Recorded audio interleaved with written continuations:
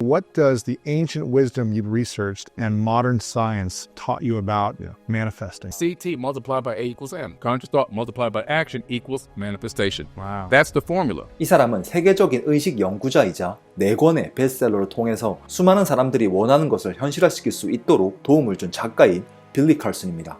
그는 고대에서부터 내려온 지혜와 양자물리학 등의 현대 과학의 연관성을 연구해서 우리 현대인들이 이 복잡한 현실에서 더 큰 통찰을 얻고 깊은 내면의 잠재력을 깨워서 원하는 미래를 실제로 창조할 수 있도록 돕는 역할을 하고 있습니다. 그는 의식적인 생각과 행동을 결합하는 것이 원하는 것을 현실화할 수 있는 공식이라고 말했는데요. 이게 언뜻 보면 정말 뻔한 이야기처럼 들리죠.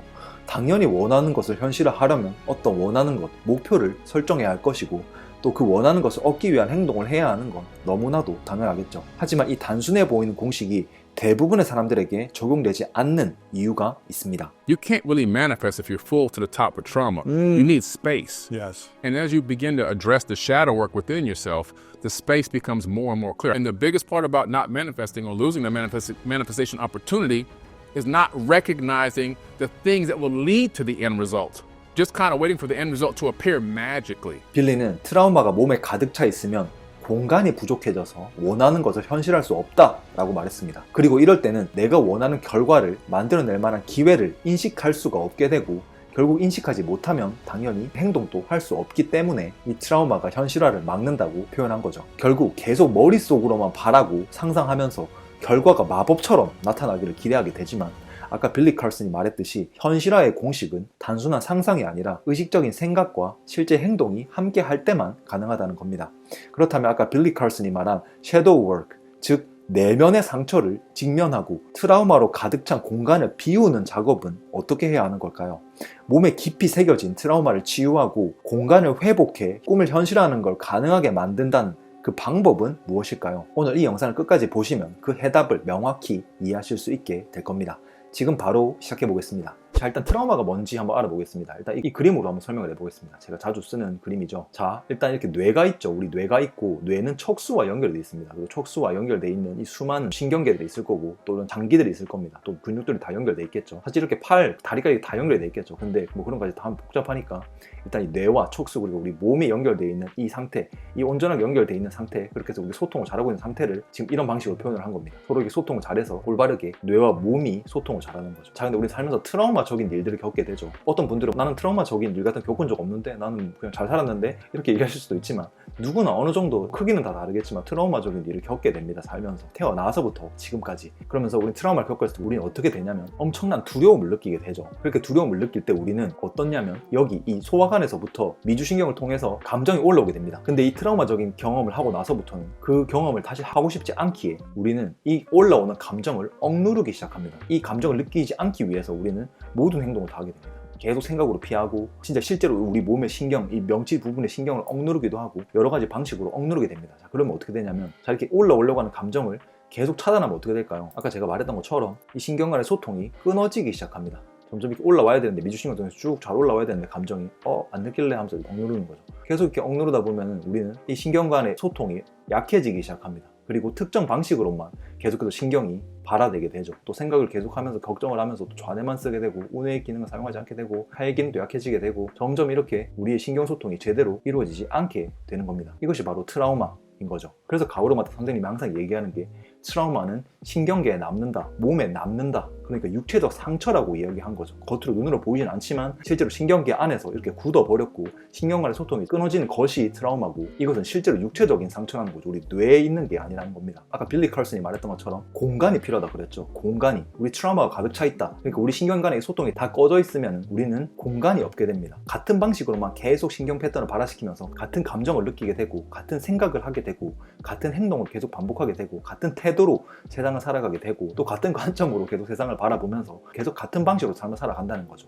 그렇기 때문에 빌리 칼슨이 말했던 그 섀도우 워크, 이 내면의 트라우마를 그대로 마주해줘서 다시 공간을 새로 만들어주는 작업을 해줘야 한다는 겁니다. 그 작업을 어떻게 해주면 될까요? 제가 이것에 대한 설명을 여러 영상에서 이미 다뤘어서 오랫동안 구독하셨던 분들은 이 방법을 이해하고 있을 거라고 생각했는데 이게 생각보다 그렇지가 않더라고요. 그래서 오늘 정말 자세하게 한번 설명해 보겠습니다. 정말 누구도 이해할 수밖에 없도록 한번 설명을 한번 해보겠습니다. 자, 일단 감정을 느껴준다는 그것 자체를 좀 이해하기를 좀 힘들어 하시는 것 같아요. 자, 이게 의식이라고 해봅시다. 이 의식이라는 이 친구가 원래 평소에는 어디 있죠? 항상 외부에 있습니다. 있습니다. 뭐 공부를 할 때도 그렇고 일을 할 때도 그렇고 항상 그 의식이 외부에 있죠. 뭐 운동할 때는 좀 다르겠죠. 우리가 운동을 할 때 뭐 벤치프레스 할 때는 가슴에 있겠죠. 우리 가슴을 느끼면서 하니까 근신경을 깨우는 거죠. 그러니까 의식이 있는 곳에는 신경이 다시 깨어나게 된다는 겁니다. 특히나 운동할 때는 더 그렇겠죠. 이 느끼면서 실제로 몸을 움직이기도 하니까 이 근신경이 깨어나는 것처럼 우리가 의식을 둔 곳에서는 다시 신경이 깨어나기 시작합니다. 그것처럼 제가 항상 명상을 할 때 강조하는 게 감정을 그대로 느껴주라 이렇게 얘기하면 대부분의 사람들이 이렇게 말씀을 많이 하세요. 내 억눌린 감정, 트라우마적인 감정을 느끼려면 그때 기억을 막 억지로 떠올려가지고 그 생각을 계속하면서 막 그 감정을 느껴야 되나요? 이렇게 말씀할 수도 있는데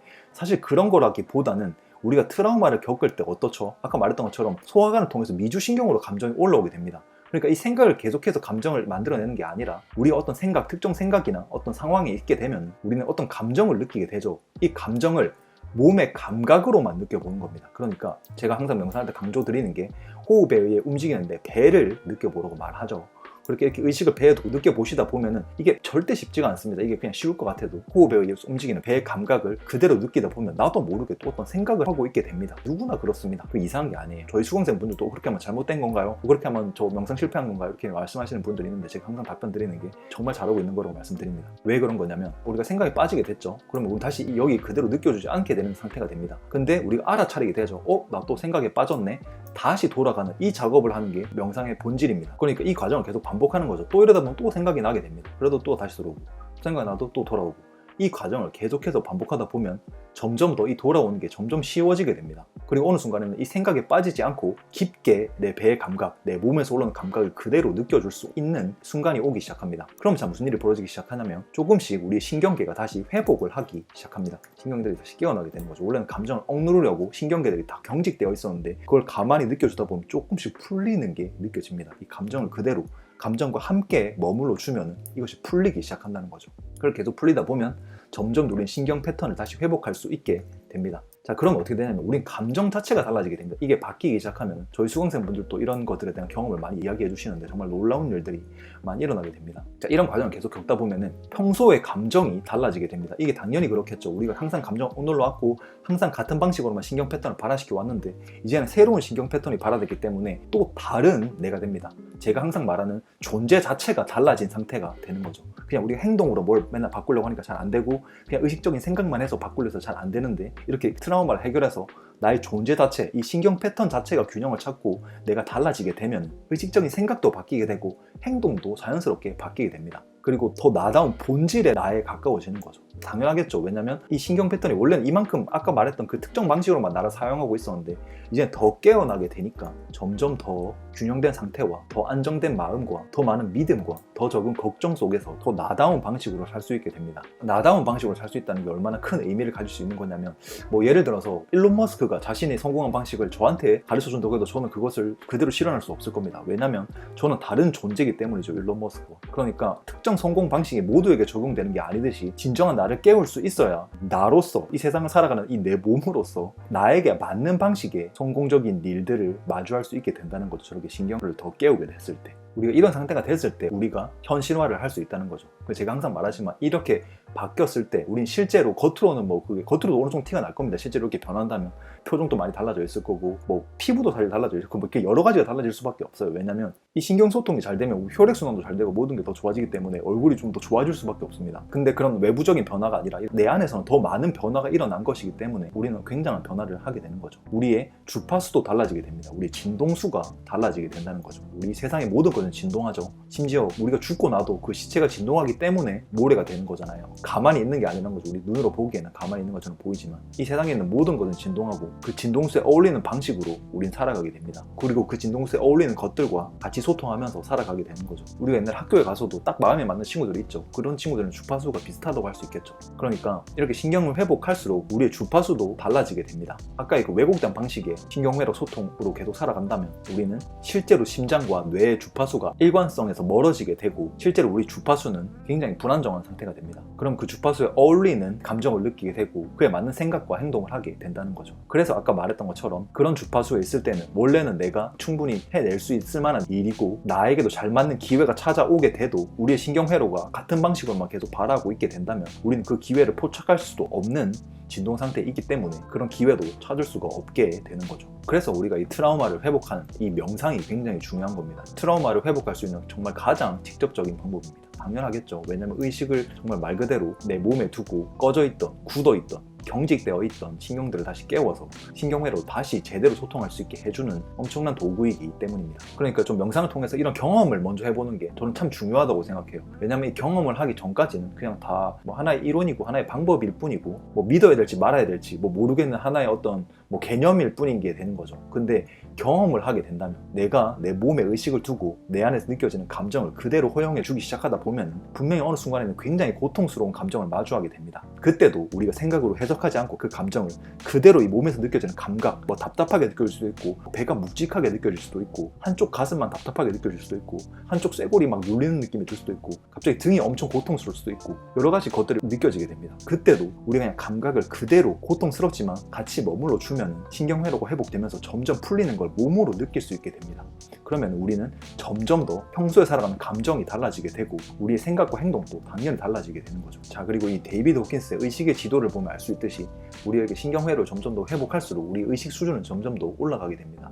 원래 이렇게 왜곡된 방식으로 소통할 때는 우리의 기본 감정이 죄책감에 가깝다든지 부끄러움에 가깝다든지 두려움에 가깝다든지 이런 상태에 있게 되는데 우리 신경회로 점점 회복될수록 우린 점점 더 자신감을 가질 수 있게 되고 내 마음의 어떤 중심을 찾을 수 있게 되고 또 사랑을 느낄 수도 있게 되고 용기가 생겨나기도 하는 거죠. 그러니까 원래의 의식 상태, 이 원래의 신경 패턴에서는 용기가 없기 때문에 내가 결과를 만들어낼 수 있는 기회가 찾아옴에도 용기를 내지 못하고 인지할 수 없게 되는데 우리의 기본 감정이 용기에 가까울 때는 그런 기회를 나도 할 수 있을 거라고 느낄 수 있게 되기 때문에 쉽게 행동이 나올 수 있게 된다는 거죠. 그렇기 때문에 빌리 칼슨이 원하는 것을 현실화하는 데 아주 중요한 것이 우리 트라우마를 회복해서 우리 안에 공간을 다시 만들어서 더 나다운 나로서 내가 원하는 것을 실현하면서 살 수 있게 된다는 겁니다. 그러니까 여러분 하루에 뭐 진짜 5분이라도 좋습니다. 정말 5분이라도 정말 좋은 시작이 되니까 가만히 내 호흡에 움직이는 배의 의식을 두고 가만히 느껴보는 시간을 가져보시길 정말 추천드립니다. 당연히 잘 안 될 겁니다. 처음에 하면 계속 생각이 나고 생각이 빠져서 뭐 내가 제대로 한 것 같지도 않고 이런 기분이 당연히 느껴지게 됩니다. 하지만 그 자체도 정말 이미 좋은 시작입니다. 왜냐면 그 상태에서 내가 생각이 났네? 다시 내 몸으로 의식을 옮기는 우리가 이런 거 의도적으로 하지 않으면 할 일이 있나요?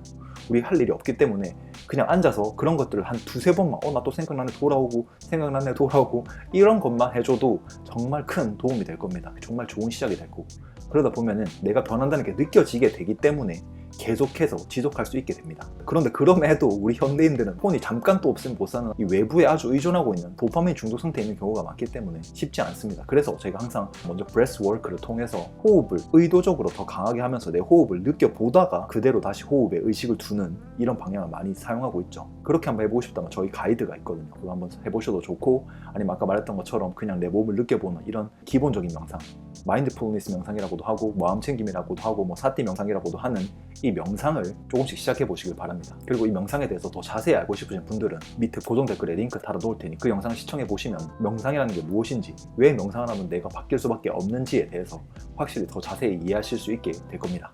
자, 오늘의 영상은 여기까지 하겠습니다. 오늘 영상이 도움이 됐다고 느끼셨다면 구독 버튼 눌러두시면 이런 도움 더 쉽게 받아보실 수 있을 겁니다. 다음에 또 다른 영상으로 찾아오겠습니다. 감사합니다.